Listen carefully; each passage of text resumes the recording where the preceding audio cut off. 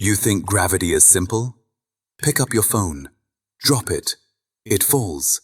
Obviously Earth is pulling it down, right? Stand on a scale. That number? That's gravity pulling you toward the planet's center. The moon circles Earth. Planets orbit the sun. Massive objects attract each other. We've known this for centuries. Except it's wrong. Not slightly wrong. Fundamentally, completely wrong about what's actually happening.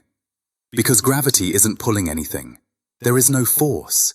And when you finally understand what gravity really is, when you truly see it, the entire cosmos transforms before your eyes. Nothing looks the same again. Let me show you why everything you were taught is backwards. Stand up right now. Feel your weight pressing down. What are you experiencing? You'd say gravity, wouldn't you? Earth pulling you downward. But pay attention to the actual physical sensation. Really focus on it. The floor is pressing against your feet, pushing upward. That's what you feel. The floor pushing. Not once, not ever do you feel this mysterious downward pull everyone talks about. You only feel the push. Always upward pressure, never a downward tug. So where exactly is this pull? And here's something even stranger. Right now, at this very moment, the moon is falling toward Earth. It has been falling for over 4 billion years. Yet it never gets any closer. It just circles. Constantly falling, perpetually missing. What kind of pull behaves like that? A force that pulls forever, but never brings anything closer. According to classical physics, this pull acts instantaneously. Shift Earth's position, and the moon feels it immediately, across 240,000 miles of vacuum. Instantly. No delay. How? What carries that message? What's the mechanism transmitting that information faster than light? Newton himself couldn't answer this. He called it action at a distance, and openly admitted he had no idea how it worked. The mathematics was elegant. The predictions were flawless. So everyone stopped asking uncomfortable questions. They shouldn't have stopped asking. Rewind several centuries. Nobody understood planetary motion. Copernicus claimed they orbit the sun. Fine, but how exactly? What paths do they trace through space? Tycho Brahe constructed an observatory and dedicated decades to recording planetary positions. Night after night, year after year, measuring angular positions with brass instruments to fractions of a degree. Why such obsessive precision? Because you cannot understand nature through speculation. You must observe. Measure meticulously, record exactly what you see. That's where genuine science begins. His data eventually reached Johannes Kepler. Kepler wanted to determine the shape of planetary orbits. He tried circles, seemed logical, elegant. The predictions were close, but Mars was off by 8 arc minutes, 8/60ths of a degree. Most people would dismiss that as measurement error, noise in the data. But Kepler knew Tycho's precision. That man didn't make 8 arc-minute errors. So Kepler discarded his entire theory and started over. After years of painstaking work, he found it. Ellipses. Planets move in elliptical paths, with the sun at one focus. Perfect match to the observations, mathematically beautiful. But it raised a bigger question. Why ellipses? Meanwhile, Galileo was conducting deceptively simple experiments, rolling balls down inclined planes. Sounds trivial, but watch carefully what happens. Roll a ball down a ramp. It accelerates. Let it continue onto a flat, smooth surface. It keeps moving. It doesn't stop immediately. Now imagine you could eliminate all friction, all air resistance. What would happen? The ball would roll forever. Same speed, same direction. Forever. This disturbed people. Surely motion requires continuous force. Surely objects naturally come to rest. Their natural state is stillness, right? No, that's backwards. Motion is natural. An object moving in a straight line at constant speed doesn't require explanation. That's the default state of existence. What needs explanation is change. Slowing down? That's friction. Speeding up? That's a force pushing. Changing direction? That's a sideways force deflecting the path. This is inertia, the first law of motion, and it creates a profound puzzle. Planets should move in straight lines. That's their natural state. But they don't. They curve. Their paths bend continuously toward the sun. Something must be deflecting them every single instant. What? Isaac Newton saw it with perfect clarity. Planets want to travel straight. That's inertia. But they curve. Something constantly changes their motion. He called it gravity. Universal attraction between any two masses. The force depends on mass and distance. More mass means stronger attraction. Greater distance means weaker force. Specifically, the force diminishes with the square of distance. Double the distance, quarter the force. With this one principle, everything clicked into place. Why ellipses? Because planets are simultaneously falling toward the sun while moving sideways. The combination creates elliptical trajectories. Kepler's laws emerge naturally from Newton's force law combined with inertia. Why does the moon orbit Earth? Same principle. It's falling toward Earth, but moving sideways fast enough to perpetually miss. It falls around Earth rather than into it. Why does an apple fall from a tree? Earth attracts it. Same force, same law, just different scale. Newton performed a brilliant calculation. He determined how much the moon falls every second, how much its path deviates from a straight line. Then he calculated how much objects fall at Earth's surface. Accounting for the distance difference, the numbers matched perfectly. Revolutionary. The force pulling an apple downward is identical to the force holding the moon in orbit. Heaven and Earth, same physics. With Newton's law, the universe made sense. Ocean tides, the moon pulling on Earth's water, Earth's equatorial bulge, centrifugal effect from rotation, returning comets, elliptical orbits with extremely long periods. Anomalous observations found explanations. Jupiter's moons sometimes appeared ahead of schedule, sometimes behind. Turned out light takes time to travel. When Earth is farther from Jupiter, light takes longer to reach us. This led to the first measurement of light's speed. Planets wobble slightly because they gravitationally influence each other. From wobbles in Uranus's orbit, astronomers predicted an eighth planet, Neptune, and discovered it precisely where mathematics said it would be. For 2 centuries, Newton's law of gravity stood as one of humanity's greatest intellectual achievements. It explained everything anyone could measure. But there was one detail nobody could explain. Drop a hammer and a feather in a vacuum chamber. They hit the ground simultaneously, exactly together. The hammer has vastly more mass. According to Newton, gravity pulls it much harder. But the hammer also has much more inertia. It resists acceleration proportionally more. These two effects cancel perfectly. Not approximately, perfectly. Every object falls at identical rates regardless of mass, composition, or structure. Why? Newton's theory requires 2 distinct properties of mass. Gravitational mass determines how strongly objects attract each other.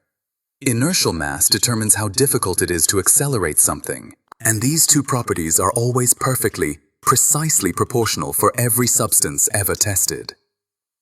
But why? Why should the attracting property of mass and the resisting acceleration property be exactly equal? Newton had no answer. Just this remarkable coincidence that made the mathematics work beautifully. Or was it a coincidence? Einstein asked a different question. What if it's not a coincidence? What if that perfect equality is revealing something fundamental about what gravity actually is? Here's a thought experiment. You're sealed in a windowless room. You feel your normal weight pressing you against the floor. Question: are you standing on Earth's surface, or are you inside a rocket in deep space, accelerating upward at 9.8 meters per second squared? Can you determine which? Drop something. falls to the floor in both scenarios. Throw a ball horizontally, curved trajectory in both. Stand on a scale, identical reading in both. There exists no experiment that can distinguish between them. None. This is the equivalence principle. If you truly cannot differentiate gravity from acceleration, perhaps they're the same phenomenon. Perhaps what we call sitting still in a gravitational field is actually a form of acceleration. Here's Einstein's revolution. Objects in freefall experience no force whatsoever. The falling apple, the orbiting moon, satellites circling Earth, astronauts floating in space capsules. None of them experience any force. They're moving naturally, following their natural paths. No forces, no pulls, nothing acting on them. But the apple is clearly falling, you say. Yes, but what if the apple isn't accelerating at all? What if it's following the straightest possible path, and it's space itself that's curved? This is Einstein's profound insight. Gravity is not a force between objects. Gravity is the curvature of space and time. Massive objects don't pull on other objects. They warp the space surrounding them. They bend it, curve it, distort the geometry itself. The apple isn't being pulled toward the ground. It's following the straightest possible path through curved spacetime. But spacetime near Earth is curved, so straight ahead through time points toward Earth's center. You, standing on the ground, aren't being pulled downward. You're attempting to follow your natural path through curved spacetime, a path toward Earth's center. But the ground is blocking you. The ground pushes you upward, preventing you from following that natural trajectory. That's what you feel as weight. Not gravity pulling down, the ground pushing up, deflecting you from your natural path through curved spacetime. Einstein made a concrete, testable prediction. If gravity is truly curved spacetime, then light should be affected too. Light has no mass. In Newton's theory, gravity shouldn't affect light at all. But if gravity is curvature of space itself, then light, following the straightest path through curved space, should bend.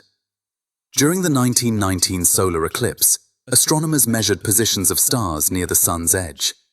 The stars appeared displaced from their true positions. The starlight had bent while passing near the sun's mass, exactly as Einstein predicted. This is gravitational lensing. We observe it constantly now. Massive objects bend light from more distant objects behind them, creating distorted, magnified images. Direct evidence that space itself curves in the presence of mass. Astronauts in orbit appear weightless, floating freely. Zero gravity up there, right? Wrong. Completely wrong.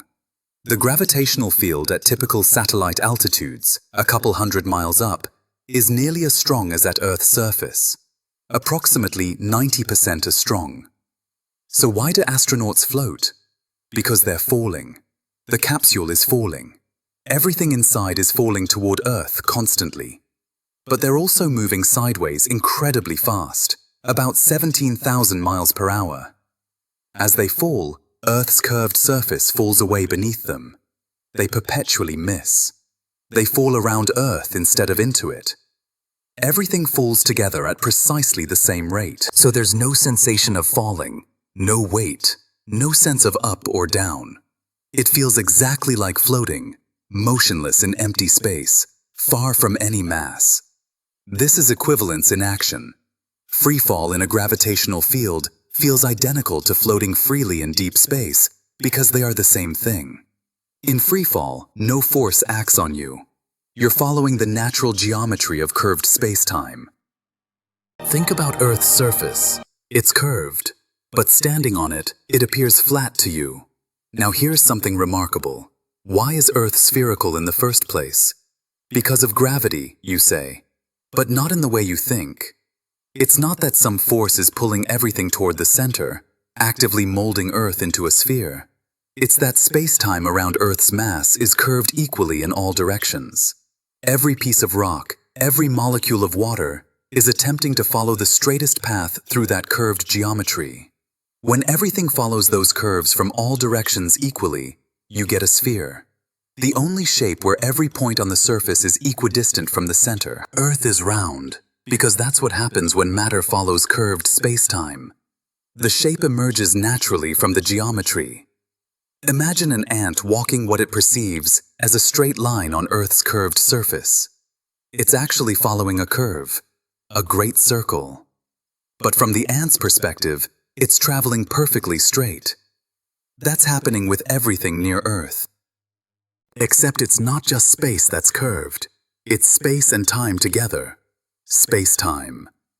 Massive objects create curves in spacetime, depressions, wells, distortions in the fabric itself. The sun creates a deep well. Earth creates a smaller one.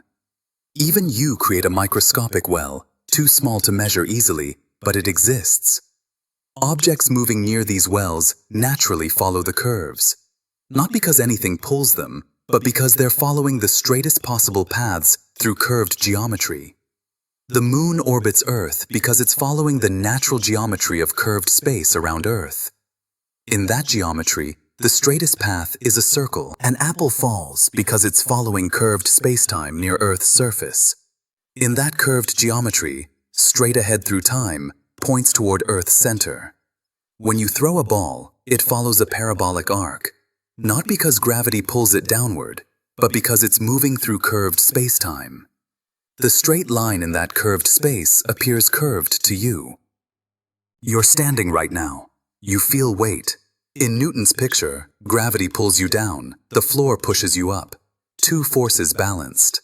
In Einstein's picture, only one force acts on you, the floor pushing upward. But if only one force acts, you should be accelerating.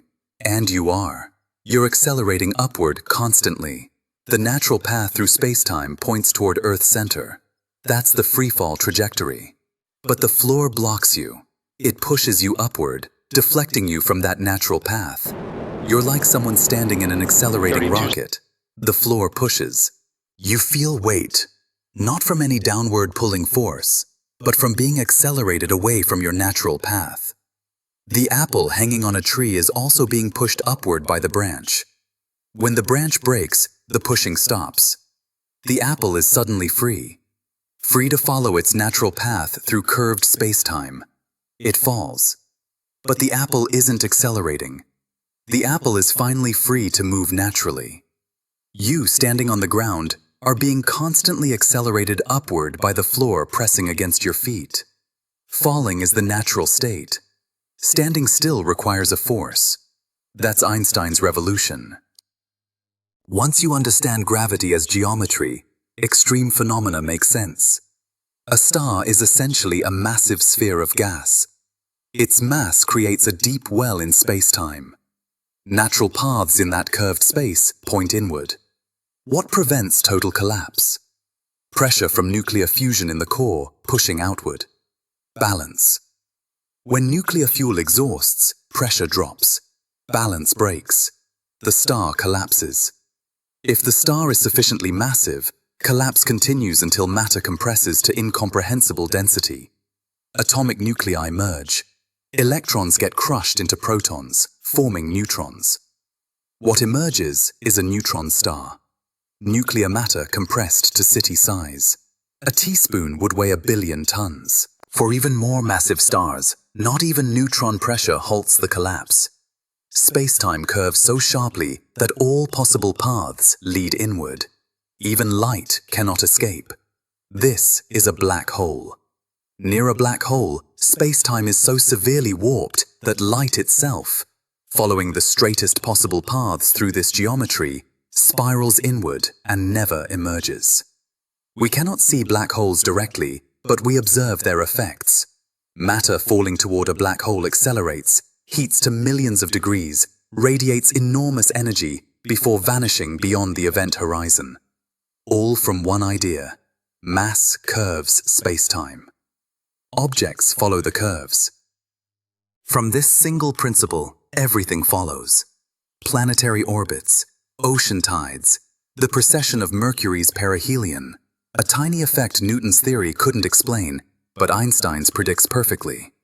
Gravitational lensing, black holes, gravitational waves, ripples in spacetime itself when massive objects collide, detected for the first time in 2015, a century after Einstein predicted them.